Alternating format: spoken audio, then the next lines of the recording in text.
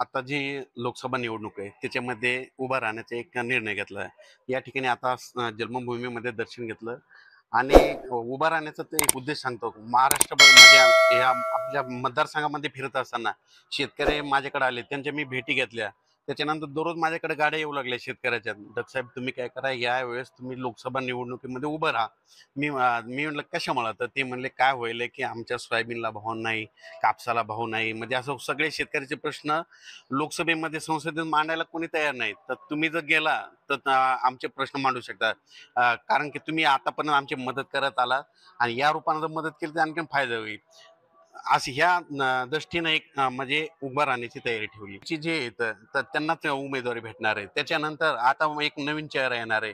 दुसरीकडला चेहरा येणार आहे आणि आपल्या इकडं म्हणजे उभा राहणार आहे.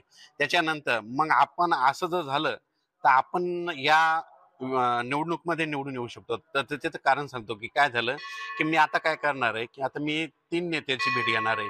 आता जे वंचित बहुजन आघाडीचे नेते येतात, त्यांची भेट घेणार आहे. त्यांना म्हणणार आहे, की तुम्ही एक शेतकऱ्याचा मुलगा आहे आणि शेतकऱ्याचे प्रश्न सोडवण्यासाठी संसदेत जाणार आहे, त्यासाठी तुम्ही मला मदत करा.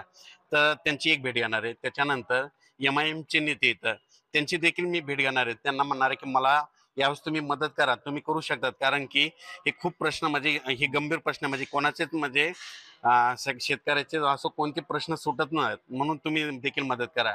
आणि नंतर मी जाणार आहे, आपले मराठा समाजाचे नेते जरांगे दादा त्यांच्याकडे जाणार आहे. म्हणणार आहे, "दादा आणि मला मदत करा." कारण की म्हणजे आतापर्यंतचे जे प्रश्न कोणते सुटू शकले नाही. मग मी ह्या इलेक्शनमध्ये उभा राहण्याची तयारी आहे. तुम्ही जर साथ दिली, तुमचा आशीर्वाद राहिला तर मी उभा राहू शकतो.